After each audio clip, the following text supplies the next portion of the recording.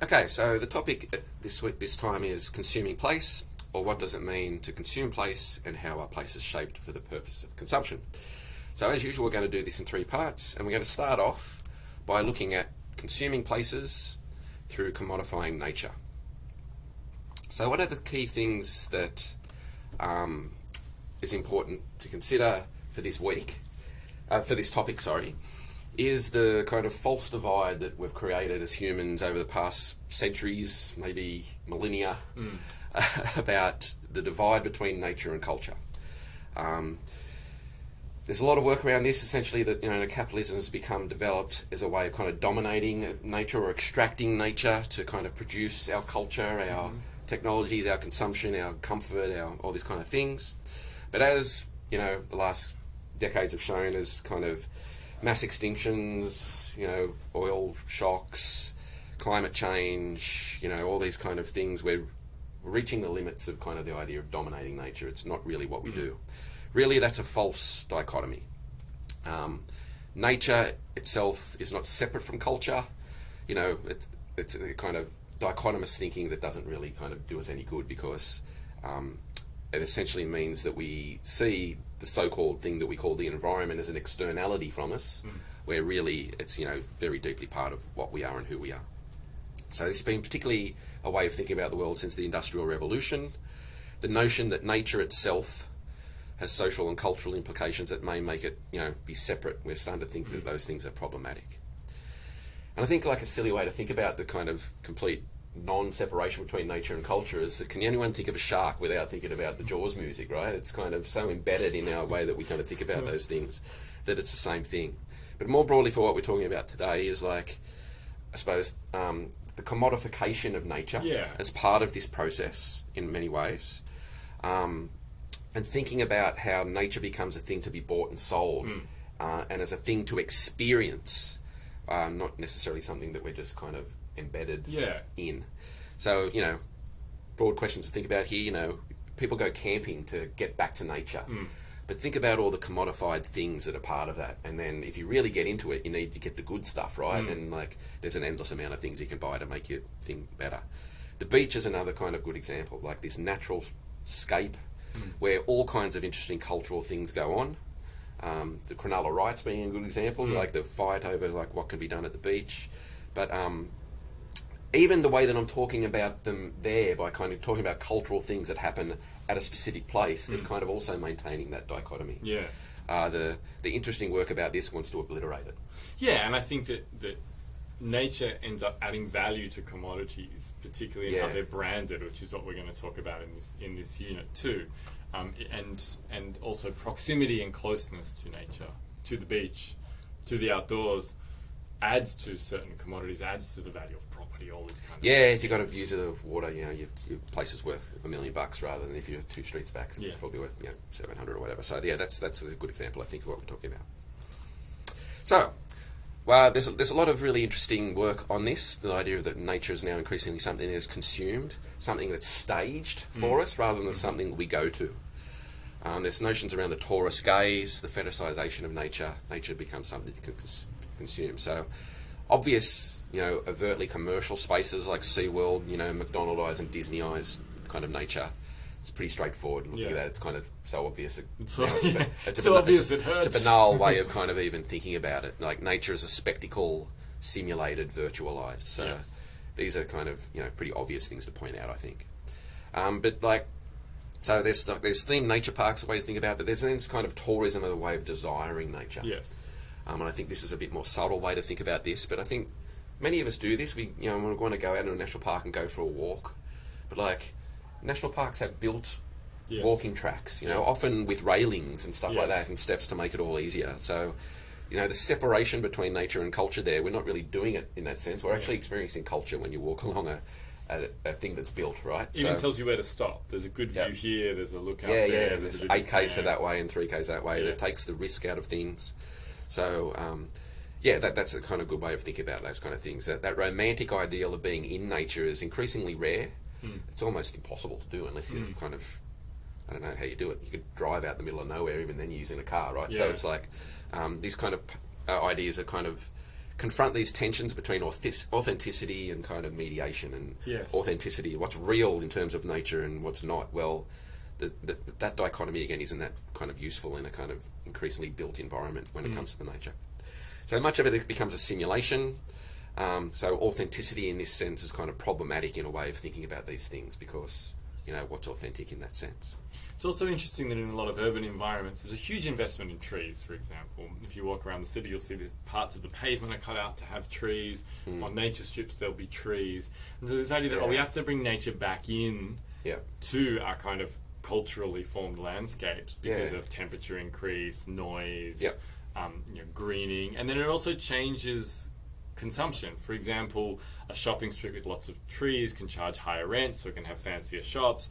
A shopping area where there's no trees and it's a bit of an urban wasteland is obviously more down market. So it is interesting the way in which there's strong attempts by authorities to bring nature back into our built environment. And again, regulations plays a part. The council has been trying to encourage people to have little gardens out the front on the public space and tend to those things, and there becomes kind of struggles and debates over who owns what and how much you can do and what you can put in there and things like that. Yeah. Okay. So the tourist gaze has been a key conceptual development to think about this. We become travellers and tourists seeking out experiences outside our normal life.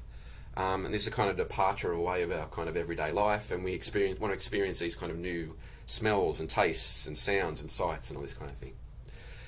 But for the most part, we really don't want to go too far out of our comfort zones, and tend to then have these kind of largely, I suppose, controlled engagements with these things. So for Urry, I'll read the quote: "A gaze is after all visual. It can literally take a split second, and the other surfaces provided are in a sense peripheral to the fundamental process of consumption, which is the capturing of the gaze."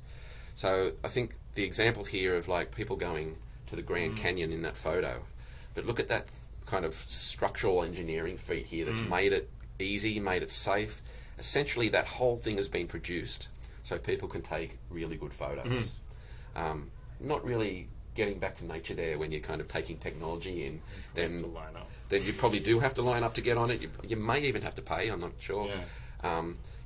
So there's a kind of way that capitalist consumeristic kind of tendencies have kind of come into these natural spaces to basically create profit.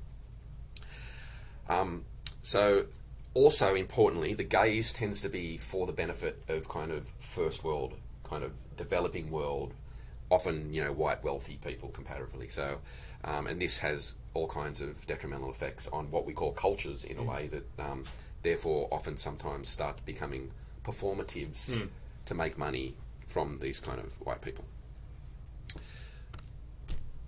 So, in terms of desiring nature, we want to get back to nature in some sense, escape, relax, and like I'm someone that wants to go camping all the time to try and do this. But I take my e-book reader and sometimes I take my Switch, so I can play my game like while staring at a lake or something. So like there's kind of a bit of a kind of dichotomy going on there between escape and like continuing to do your own normal practices just in a nicer spot. So there's a romantic view of that kind of thing. There's certainly a kind of growing market to produce the most authentic experiences, which is a kind of irony in itself. This is particularly, I suppose, not even ironic. It's kind of, symbolically and even violence, physically violent in terms of how this kind of can decimate, destroy indigenous cultures and have real problematic results for those. So this is particularly also the case as the world becomes more urbanised, more and more people live in cities and have this romantic view that they need to escape them, and they find, therefore, nature seductive in that sense. Okay, so the main problem here, as I've kind of pointed out already, is that what happens when authentic indigenous cultures change the presentation of their self to suit the Western tourist gaze. We feel like we're, as kind of in tourists in that situation, giving access to the backstages of what's going on here, but really what we're witnessing are performances, what MacCannell calls staged authenticity. And I suppose the example I wanted to kind of conclude on is like, how much do you actually want to live in nature, in so-called nature? And there's a couple of stories there that you can have links to that by Val Plumwood, a very prominent ecofeminist and an incredible writer in herself, who actually experienced the kind of crocodile death roll herself. She was taken by a crocodile. She was very nearly killed. And then I think this quote kind of bears out the kind of authenticity here of what we're actually maybe desiring or not, is that she talks about how she glimpsed a shockingly indifferent world in which I had no more significance than any other edible being.